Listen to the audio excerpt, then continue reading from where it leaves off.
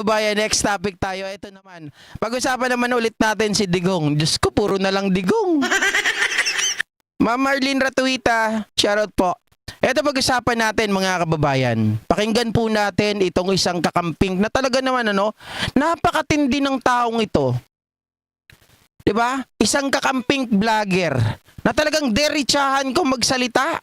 Pinagmumura at gustong gawing giniling ang ulo ni Digong. Oh. Mga kababayan, ating pakinggan at talaga naman namnamin natin ang salita ng kakamping laban po kay Digong. At ang kanyang, hindi lang si Digong, ang buong Duterte na ata ang kanyang sinasabihan dito.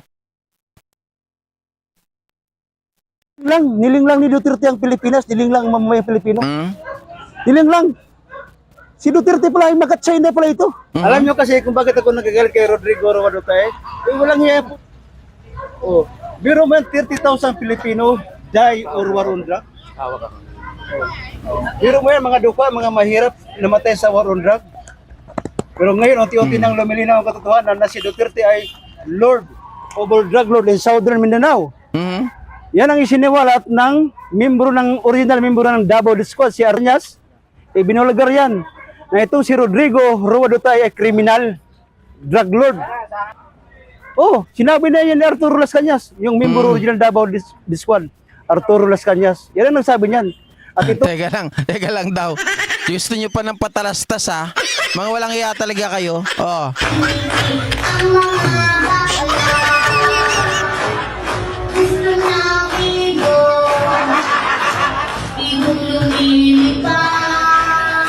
Aha. Ang saya po nila. Ang mga bakla gusto nang iwan, bigong lumilipad. Ang saya po nila. Huwag ka nang malungkot. Oh, ayan na, yung request nyo. Pinagbigyan ko na ha. Oh, like na kayo.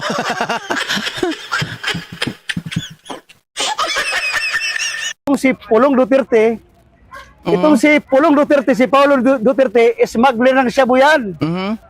Diyan sa Pantalan sa Davao. Isiniwalat yan ni Arturo Las Cañas din nagsiwalat yan. Mayroon akong video dyan, hawag na Arturo Las Cañas. Sinabi talaga niya si Paulo Duterte ay smuggler ng shabu. Biro mo yung Davao City, tapos gusto pa nilang dumayo maglinis lang ng droga sa ibang bansa. Biro mo yung mga Davao City Hall, Aha. mga adik. O yung 37, Oh, di ba? totoo yun, di ba? Biro mo yan. Oh. Kung saan nakatira yung mga galit sa adik, galit sa droga. Mismo ang Davao City Hall, mga adik yung mga trabahador. Tapos gusto pang dumayo sa ibang lugar, linisin yung droga. Mismong lugar nila, di maano yung droga. Hoy, Digong! Digong! May panawagan sa'yo si Sir Romel, oh. Linisin mo daw muna yung Davao bago kayo pumunta ng ibang lugar. Eh, ang tanong nga niyan paano na yan kung iba na ang mayor? Diba? Oh. Di ba kung saan yung galit na galit sa droga, nandun yung mga droga. Oh, taguan ng mga puganti ang Davao City. Taguan ng mamamalitaw, taguan ng mga masasama ang loob Davao. Di ba? Kita nyo? Lahat ng bata-bata ni Duterte, dyan ang takbuhan nila. Oh. Kaya dapat na real talk. Taguan ng mga kriminal ang Davao. ang masagdis ko dyan sa Davao International Airport, ang masagdis ko lang dyan, dapat alisin na yan. Dapat wala lang international yan, dapat alisin na eh. Ano na lang? Kasi dyan tumatakas yung mga animal eh. Aha. Di ba? Oh, yan ang masabi ko dyan. Kaya ako galit na galit sa mga Duterte talaga. Isa lang masabi ko sa iyo, Rodrigo, kung ina ka, Rodrigo, Rodrigo ka. Tangina ka. My God. Grabe. Nagulat ako dito, promise. Nagkita kami nito doon sa rally ng dati, 'di ba? Sara resign. Nung DepEd pa siya.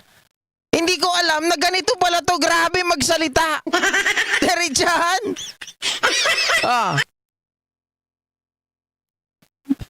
Pati supot na topic na. Supot daw ako, sabi ni Rosa Mariano eh.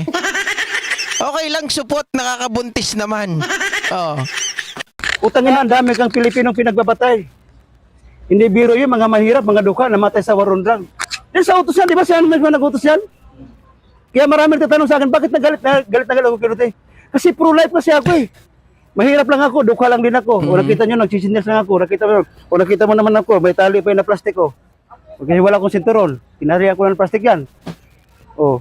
Mahirap lang kasi tayo eh. Di ba? Para sa tayo mahirap eh. Ako naging ganito, magsasalita ng ganyan kasi galit na galit. Kasi hindi biro eh. Buhay natin kapwa yan eh. Di ba? Kung talagang may kasalanan yung tao, nasaan ang due process? Di ba dapat may due process kung talagang nagkasala sila? Alam mo, may punto to kahit na ganyan magsalita. Hindi, nakikita ko kasi, etong tao to, sabi niya pro-life siya. So dapat, naniniwala siya na dapat kung may kasalanan yung tao, may due process. Diba? Ako, sa totoo lang basta mapatunayan na may magkakasala, pwede nang bitayin. Diba? At least napatunayan kasi may due process. Kahit tayo ay pro-life, in favor of life, mga kababayan, mga ka-GPnatics natin, basta ito ay dumaan sa due process at hindi yung gawa-gawa yung due process na talagang may due process. As in yung matino, yung legit, hindi yung gawa-gawa kagaya ng kay Digong. Oh, naniniwala ako dito, ang ganda ng mga punto nito. Katawa-tawa kasi yung mga salita niya ay talagang malulupit. 'Di ba? Hindi ko nga kaya yan promise. Halak. Oh. Lahat na namatay sa Warundag, yung 30,000 namatay na Pilipinong mahirap mga duka, saan ka ganyan ka? Kung talaga nagkasala sila, dapat may Hindi, kumikita naman po yan na Mama Berna Villaferte. Kumikita naman yan si Romelo Orculio. Siyempre, kaya lang, may mga binubuhay yan na pamilya Marami. Ay, hindi, joke lang. May binubuhay na pamilya yan. May mga anak. Siyempre, di ba? Kasi kaming, pag tayo, meron ng mga edad. Nagkakaanuhan na ng edad dito. Pag ang isang tao po kasi, matured na ang pag-iisip. Hindi na yan yung nagpapagwapo sa sarili. Sa totoo lang, okay na yung meron siyang maisuot. Pero ang lahat, para sa pamilya na. Ganun process, dapat iharap sila sa hukuman sa husgado para litisin kung dapat ang ibig ko sabihin niya, dapat mabigyan man lang sila ng makapagsalita, ipaliwanag yung mga sarili nila. Wala Did on the spot pinagtutukan, pinagbabaril. Teka lang. Sabi ni Generoso Mariano, pa-advise ka kay Bagtit para tama ang bira mo. Alam nyo, gumagawa lang kayo ng away, sa totoo lang Hindi ako magpapa-advise kay Bagtit. Bakit? May sarili akong May sarili akong pamamaraan. Kasi kung walang naniniwala sa akin, wala pong nanonood sa akin ni Rosa Mariano. Ganun lang yun Kung ayaw nyo po manood sa akin, kung ayaw nyo po sa birada ko, wala namang problema. Ba't nandito pa rin po kayo? Diba?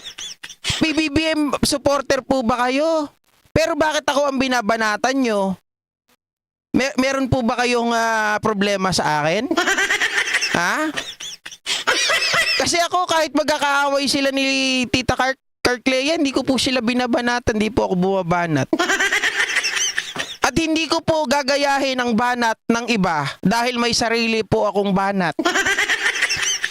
Na alam ko po sa sarili ko na ikinatutuwa po ng aking mga viewers. At kung hindi ka po natutuwa, palagay ko naman natutuwa ka po kasi nandito ka pa rin po. 'Di ba? Oo. Diba? Kanya-kanyang style po yan. Huwag niyo pong sabihin na gayahin ko si Bagtit dahil iba po yung style ko. Pero alam ko po, salamat po at nandyan pa rin po kayo dahil alam ko nagugustuhan nyo naman. Kasi kung hindi, wala na po kayo dyan. Di ba? Hindi po ako galit sa inyo, Sir Generoso Mariano, no? Hindi po ako galit sa inyo. Kaya lang po, ang ayaw ko talaga, yung ikumpara ako sa iba. 'Di ba? Okay lang 'yan kung kumpara ng positive Pero kung negative 'yan, nako hindi po ako nega Puro positive dito Ay, Sir Nixon, shoutout sa iyo 'Di ba? Oh, sabi ni Digong ka-GP may originality. Ganun lang, 'di ba, Sir? Ganun talaga tayo, hindi tayo gagaya doon. Nako naman, mga kababayan. Kaya po, minamahal ako ng mga manonood dito. At wala pong kumukontrol dito. 'Di ba? Walang tawag dito, walang mga tao na hindi ito para kay Bagtit Dito sa channel ko po, kahit followers na minsan nagbibigay ng 'di ba, sponsor, pero wala pong nagko-control sa akin kasi ito po ako Maliit pa lang po ako. Sarili ko na. O hila ko, buntot ko. O buntot ko, hila ko. 'Di ba? Oh. Oh. 'Di ba? Mga kababayan, wag niyo na lang pong iano para wag pong sumakit yung loob niyo. Kasi pag sumakit po ang loob nyo, bahala ka po kayo, maaga po kayong kukunin. Hindi naman siya basher siguro. Ayaw niya lang yung style ko kasi siguro pangit daw yung banat. Mga kababayan, hindi naman po kasi ako babanat ng personal, yung sobra-sobra. Mahirap din yun. Kaya babanat ka ng personal, sobra-sobra, tapos nagtatago ka naman. Di ba? Ayoko po nung ganun. Babanat po ako sa issue lang. Di ba kung merong konti, pero konti lang, hindi po yung talagang pipersonalin natin, babastusin natin na hindi ganun. Sorry po sa inyo mga ka-GP natin, mga nanonood po dyan na mga basher. Basta kami, masaya po kami dito. Oy, Tita Marlene, walang sound? Totoo? Oh. Sabi ni wag ka nang malungkot, I press your ball. O wag ka daw malungkot, Generoso Mariano. Walang reading tandem. Iba kawawa mga kapwa natin mga ano. Tapos itong mga Chinese na drug lord, ba? Ginawa pang advisor ni dito si Michael Yang. O di ba alam niyo, mga vlogger kayo, di ba alam yan? Si Michael Yang, magkaiba-iba man tayo ng mga sinusuportahan, isa lang naman ang layunin natin para sa katotohanan, di ba? Tama. O, si Michael Yang, nakita mo si Michael Yang, drug lord, ginawang advisor ni Duterte. Nakita nyo lang, gano'n kawalang yan, no? Grabe ito si Sir Romel talaga. Talagang diretsahan, walang kabog-abog. Ano yan sa tawag dito? Manila Hotel yan. Ano ng mga nagpa-file ng kanilang certificate of candidacy, nandun siya. Hindi ito hindi nagtatago. Matapang talaga to. Yan ang biradang diretsyo. Tapos ngayon sila, naghanap sila ng ang gusto nila, mayroon silang due process. Dapat kay Duterte, dapat si Duterte, pugutan ng ulo si Duterte. Kasi yung buhay ni Duterte, alam mo, Rodrigo Duterte, yung buhay mo, kulang pa yan pambayad sa winilang mo ang buhay ng kapwa ko mahirap. Kulang na kulang pa. Kahit tagtarin ka pa, Duterte ng Pino, gawin ka pang giniling, kulang na kulang pa yung pambayad. My God. Ang tindi, grabe. Sabi niyang gano'n, no? Talagang diretsahan. Ito talaga yung walang takot. Kahit pugutan pa ng ulo. Sabi niyang gano'n. Kahit gawin ka pang giniling, kulang pa yung buhay mo. Ang lupit. Grabe. Hindi ko kaya yun, mga kababayan, mga ka-GP Natics, no? Ang tindi ni Sir Romel. Saludo ako sa iyo, sir, pero ingat-ingat din. Huwag masyadong matabil. Di ba? Oh. Sabi ni Ma'am Lori, magaling ka GP, kaya nandito kami. Salamat. Si Sir Romel Orculio po, isang kakamping, pero kasama po natin si pakikipaglaban yan. Anti-Duterte. Ang lupit eh. Oh, ulitin ko yung part na yon. Advisor ni dito si Michael Yang. O di ba alam niyo, mga vlogger kayo, di ba alam yan? Si Michael Yang, magkaiba-iba man tayo ng mga sinusuportahan, isa lang naman ang layunin natin para sa katotohanan, di ba? O, si Michael Yang, nakita mo si Michael Yang, drug lord, ginawang advisor ni Duterte. Kita nyo lang, gano'n kawalang yan, no? O, tapos ngayon sila, naghanap sila ng ang gusto nila, mayroon silang due process. Dapat kay Duterte, dapat si Duterte, pugutan ng ulo si Duterte. Kasi yung buhay ni Duterte, alam mo, Rodrigo Duterte, yung buhay mo, kulang pa yan pambayad sa winilang mo ang buhay ng kapwa ko mahirap. Kulang na kulang pa. Kahit tagtarin ka pa, Duterte ng Pino, gawin ka pang giniling, kulang na kulang pa yung pambayad. Ang buhay mo sa winilang mo, ang buhay ng kapwa ko Pilipino. Kulang na kulang talaga yan. Yung pinapatay lang. Yan, natutuwa ko nga sila nga sisi dahil malapit na magano, di ba? So, bago magtapos ang 2024. What? Eto maganda. Dapat talaga pinapansin natin minsan ng basher. Kita mo sorry nabitin ko kayo. Sabi ni Rosa Mariano, okay po. Kala ko kasi ikaw yung tumitira kay BT kasi nakasalamin ka. Ay, napagkamalan mo kung si Banat Boy. Alam nyo, mga tropa ko yung mga yan. Kung may problema sila lang yan. Di po ako nakikialam dyan. Bahala sila sa buhay nila. Diba? Unahin ko muna yung sarili ko at yung pamilya ko bago tumira ng iba. Sa kalaban na lang ako magpo-focus. Total, di naman nila ako pinakikialaman eh. Kaya hindi ko sila pakikialaman. Kita nyo, maganda po yung ganito. Na alam niya na hindi po ako yun. Pucha, pinagbintangan mo pa ako, ha? Kambal lang po kami. Sir Generoso Mariano, lagi kaming nakasalamin. Pero hindi po ako yun. Sabi nga ito si Duterte, malapit na tumaris doon ng ICC. Yan ang gusto Aha. ko. At bago ka malang mamatay, ha? Alam mo Duterte, ang may payo ko sa'yo, sana mababa ang buhay mo. Aha. Dahil gusto ko managot ka sa lahat ng kasalanan ginawa mo. Aha. Yan ang masabi ko sa iyo Duterte. Sana humaba ang buhay at bago ka malang mamatay Duterte, bago ka lang matigbak. Duterte ka, bago ka malang matigbak, bago ka mamatay, mabulo ka man sa kulangan po. Si Duterte, pati pala mga mga tira-tira ni Kibuloy, pati 12 anyos. Grabe ka, manyakol talaga ito ng matandaan to, hayop. Alam mo, si Duterte, lahat ng klaseng krimen sa kanya na. Siya ang mastermind natin. Nixon, nawawali, no? Grabe rin si Sir na, nawawali si Generoso Mariano. Pero ang grabe na ito Sir Romel. Talagang wala akong masabi. Ito yung taong sasabihin ko, mga kababayan. Talagang, Diyos mio, Marimar, hindi ko kaya yan, Sir Romel. Ang tindi mo. Mastermind sa patayan, mastermind sa nakawan, lahat ng siya, nasa kanya lahat na, wala akong masabi kay Duterte lahat. Siya. Pag galit ka sa kanya, pag bintangan ka ng mga adik, kung ano bintang sa'yo, tinan mo si Laila de Lima. Biktima, di ba? Kinulong na walang kasalanan. Nakita mo naman, walang malinis. Pinagbintangan nila kung ano, di ba? Winasak ni Duterte ang buhay ni Laila de Lima. Winasak yung pagkababae, di ba? Masakit yun. Oy, eto naman, hindi niya. Rolando, sabi ni Sir namamali naman kayo eh. Sabi ni Sir Rolando Tika, Sir go, not in good term po na kayo nila bagtit. Hindi naman, wala kaming issue. Sila po ang may issue. Wala po akong issue sa kanila. Hindi, sila kasi nag-aaway-away. So wala po akong kinalaman doon. Hindi po ako nakikisama sa away-away nila kasi ako nakapokus po ako sa pagbabalita, pagtatanggol sa ating presidente at doon sa syempre yung current events na nangyayari po dito sa bansa natin. Doon po ako nakapokus. Ayaw ko po ng away-away, sa totoo lang eh. Galit ako sa away. Kasi po iba po ako pag nagwala. Iba po ako pag nagalit. Hindi ko po kailangan ng bumarel, hindi ko po kailangan ng tawag dito, panaksak. May ibang pamamaraan po ako. Kaya ko nga pong pumatay ng tao na tinititigan lang yung tao eh. Hindi po. Tama lang po yung mga tanong nyo. Okay lang po yan. Walang problema, no? Para maliwanag lang po. Baka mamaya na may misunderstood nyo eh. Wala po akong kaaway sa kanila. Mabait po ako. Pagtulog. Magkulong ka ng 7 years na wala kang kasalanan. Dahil sa galit, ito mga duwag ito eh. Talo sila kay Laila de Lima, hindi nag-wheelchair. Hinarap niya lahat, babae yan. Ito mga lalaki po. Ito si Kibuloy, gusto pa mag-house arrest na kayo. May sakit na hindi na nakakuhan. Dahil hindi na nakakuhan sa putang ina.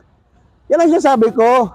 Kaya alam mo Kibuloy, ikaw ba yung son of God po? Yan bang son ng Manyakis po? Saka wala nakalagay sa Biblia na Kibuloy ng anak na Diyos. Ayun talaga. Yan bang anak na Diyos? Manyakis? Putang 12 anyos, no? Walang yan, di ba? Dapat si Kibuloy, ano yan eh. Bitayin yung sukluban ng likurinti na yung may kurinti na sombrero. Dapat ganyan Kibuloy. Silya elektrika ka. Sukluban ka rito, sombrero may kurinti para mamatay ka po. Yan, isa rin yung butangin ng butanding na yan.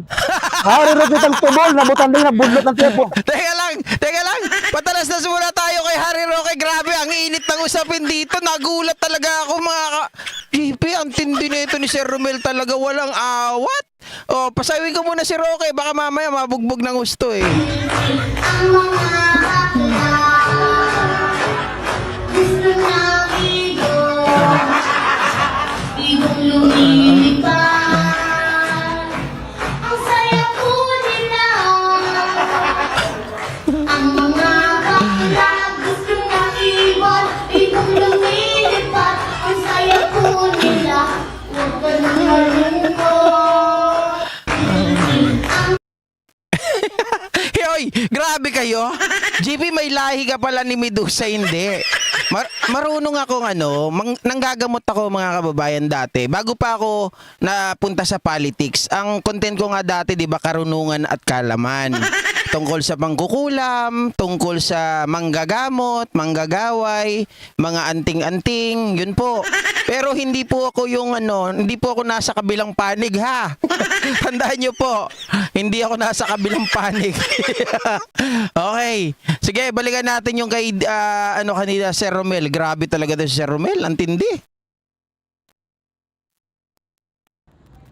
Ang yabang-yabang mo, daldal ka ng daldal. Wala saan ka na ngayon, putang.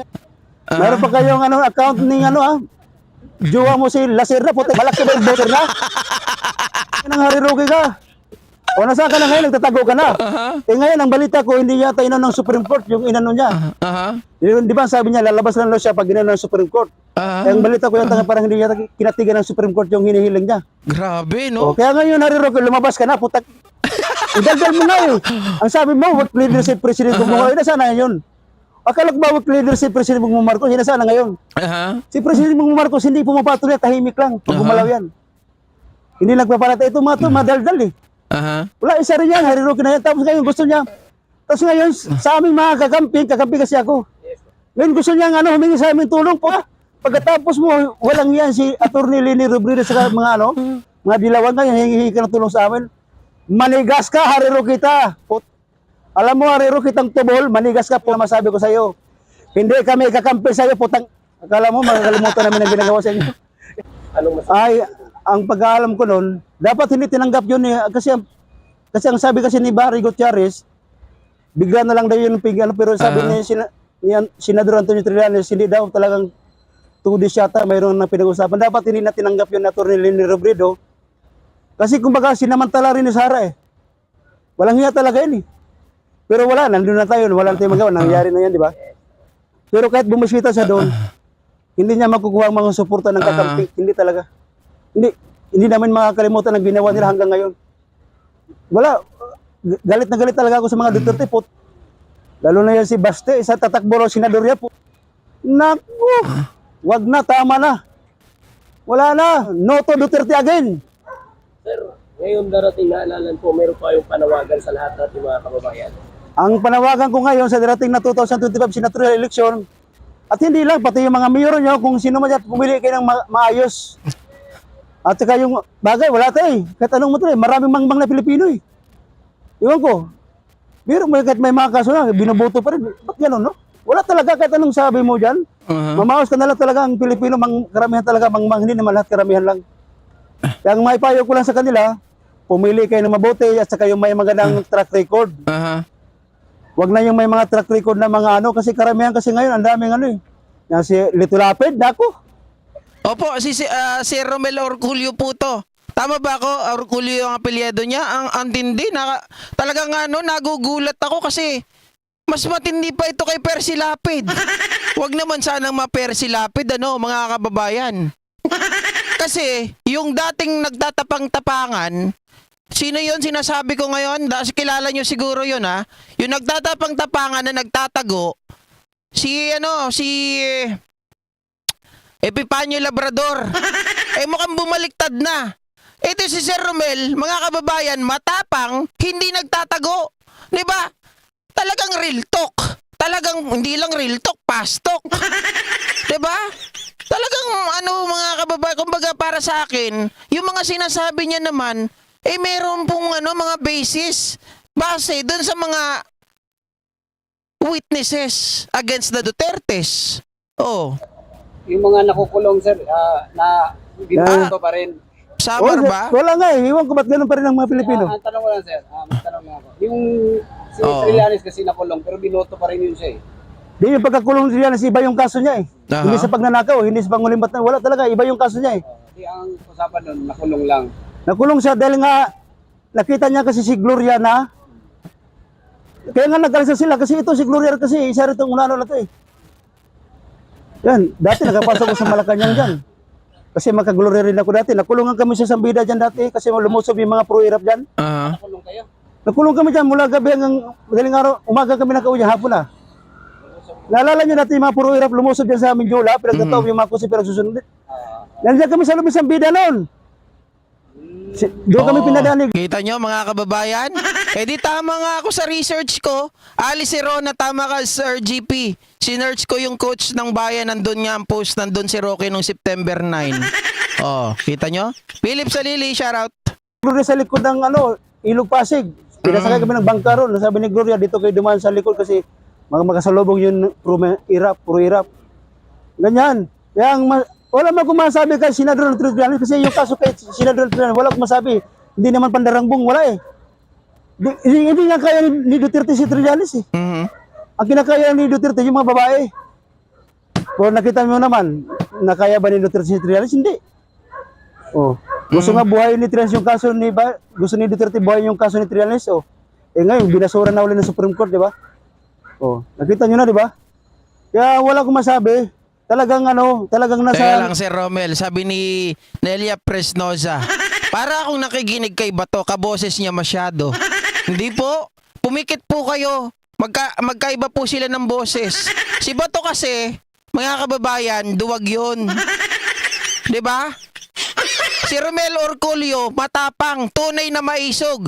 Sabi nga po nung nabasa ko kanina, nakalimutan ko sinong pangalan. Sabi niya, kahit magsama-sama lahat ng maisog, mas maisog pa itong si Sir Romel. Totoo. 'Di ba? Kinukwento ko nga po sa inyo kanina, yung dati na matapang, talagang bumibira itong si Epipanyo Labrador, na babanatan niya daw yung mga Duterte. Maiba lang ako pero ngayon mukhang bumaliktad na. Sabi niya, nanganganib daw yung buhay niya. Vice President Sara, tulungan mo ako. At pag tutulungan mo ako, ibibigay ko lahat ng informasyon kung sino ang nag-uutos sa akin. 'Di ba? Mga kababayan? O ibig sabihin hindi matapang 'yon. Pinaglaruan lang din pala tayo for the views. Oh. Nasa tamang landas talaga yung mga ito mga kumukontra. Katulad kay Duterte, galit na galit sa mga dilawan. Galit na galit sa mga Aquino si Duterte, di ba? Kasi sinasamantala kasi ni Duterte, yung pagkakataon habang yung taong bayan, galit na galit sa mga dilawan nung time na yon. Duterte, ito pala yung traitor eh. Taksil at salot. Ayun, hiling lang ni Duterte ang Pilipinas, hiling lang mamamayang Pilipino. Aha. Hiling lang. Si Duterte pala ay makat-China pala ito. Naloko talaga ang mga Pilipino. Kaya wag nang iboto ang mga Dutay, never again. Dutay boys, Dutay groups, never again. Biro mo yan ang namamahala sa bansa natin, mga Duterte boys, Davao, mga Davao Mafia. Pinasok tayo ng Davao Mafia eh. Davao Mafia nag-ano sa atin, mga Chinese. Diba? Kaya yan, si Lito Lapid, puta, wag iboto yung si Lito Lapid. Yung mga Cayetano, yung mga Bilyar, naku. Puro lang, natutulog ako dati sa release ng Divisory, ang nanay ko nagtitinda. Di ba? Wala, Bilyar, wala pa. Wala. Huwag niyo iboto yung Bilyar na yan. Tama na yan, putang na yan. Ang dami na mga high rise yan. Ako mga ka-GP Natics, hindi ko rin iboboto yung Bilyar. Cayetano, hindi ko iboboto yan. Estrada, hindi ko na rin iboboto yan. Dati gusto ko mga Estrada. Diba? Kasi dati, may mga kamag-anak ako na dyan sila pumupunta sa San Juan dati para magpagamot. Libre. Diba? Pero nakikita ko ngayon, hindi na usapang pang sarili to eh. Usapang pang buong Pilipinas na. Diba? Mga kapwa natin Pilipino, yun na ang usapan dito. Kaya hindi na ako pwedeng tumingin dun sa natulungan nila dati yung mga kakilala ko. Hindi pwedeng ganun eh. Kasi delikado ang presidente natin sa 2025 kapag nanalo itong mga ito. Bakit? Babaliktad yan. Diba? Magiging mga Duterte yan. Sigurado ako.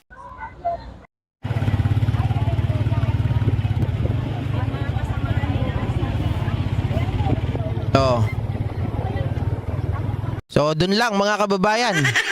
Diba?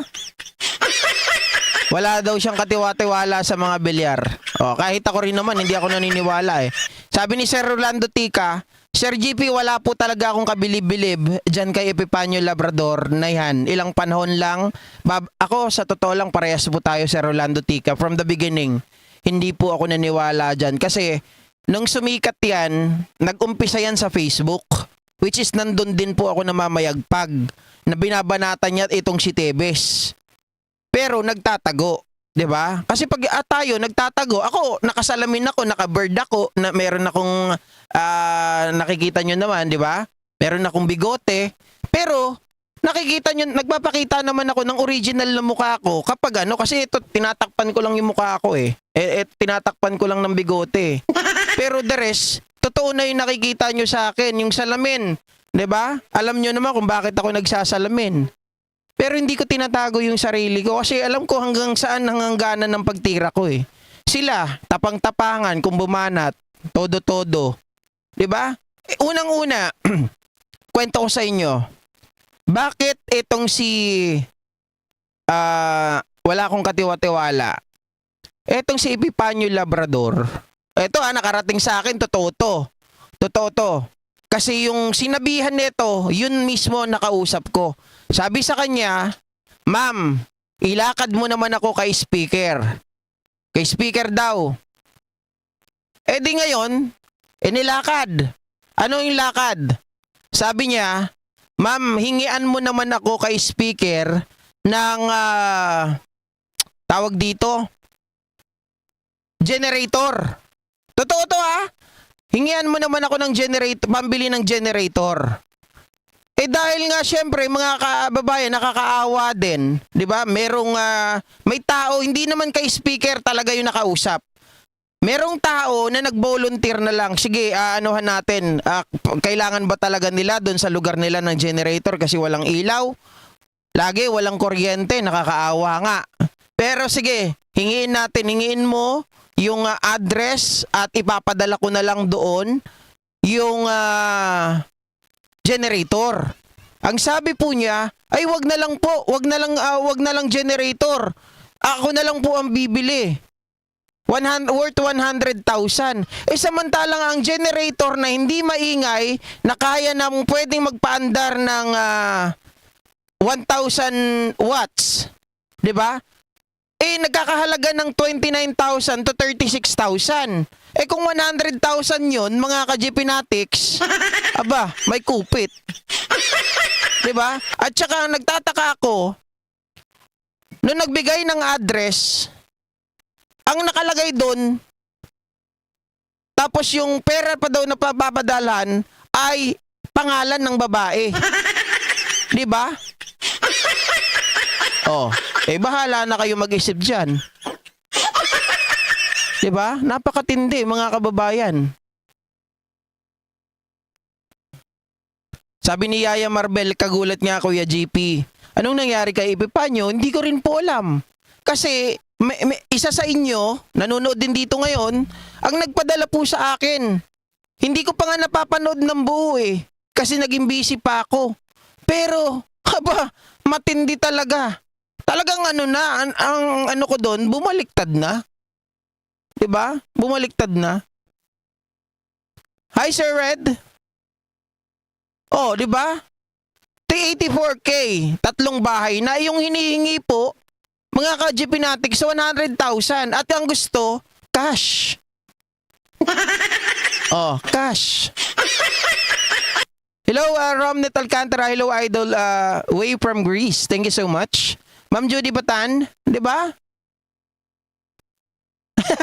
Ma'am Del Villar, hindi ko naman po sinabing kamag-anak nyo o nangasawa nyo yung mga bilyar. Basta ayaw ko lang sa mga bilyar. 'Di ba? Kasi lahat kinakamkam ng mga yan. At makadigong, makakibuloy, 'di ba? Kayo na lang. Mga kababayan, hindi ko sinisiraan etong si Epipanyo. Kaya lang nagtataka po ako. Sabi ni Nixon, nakuha ba niya? Hindi po pinagbigyan. Hindi po pinagbigyan. Kasi nakakapagtaka. Iba yung pangalan ng babae, tapos iba rin ata ang address. Arnel Lakap, di Labrador yan, Cobrador. 'Di ba? Hi, Nimpa de la Cruz. 'Di ba? Nakakapagtaka, mga ka-Jeepinatics. Ano 'yan? Ikaw ba? Kaya nga inaasar ko yung Yung tao na nakausap ko, tao mo yan dati, di ba, si Labrador, sabi. Gago, hindi ko naging tao, namura pa ako eh. Sabi sa akin, gago, hindi ko ano yan, hindi ko tao yan. Gustong sumama sa amin dati, magpaampon. Magpapaampon daw. Kaya lang, sabi niyang ganon, nung nanghihingi ng tulong, magpapaampon, nanghingi ng tulong, yung tulong nga tungkol dun daw sa kasi alam naman natin ang pinagtataguan niya talaga dun sa bundok. 'Di ba? O kailangan niya ng generator para makapag-vlog, para sila ay may pambuhay sa kanyang pamilya. Pero nakakapagtaka, bakit ayaw mong ibigay yung address mo, yung tunay mong pangalan? Bakit pangalan ng babae ang binibigay mo? 'Di ba? Sabi ni Resilicious, baka takot siya kasuhan ni Sarah dahil sinabi niya dati tungkol iyon, ang isa pa. 'Di ba? Oh, yun ang isa pa. Sabi niya ngayon, may death threat daw siya. Kaya tulungan daw siya ni Sarah at ibibigay daw niya lahat na nag-uutos sa kanya. Tayo dyan. Paano pa paniniwalaan yun? 'Di ba? Sabi ni Gemma Rafful, 4 lang. Pag-uusapan natin sa susunod yan tungkol sa mga boto-boto. Aurelia din, grabe si Kuya magpatawa.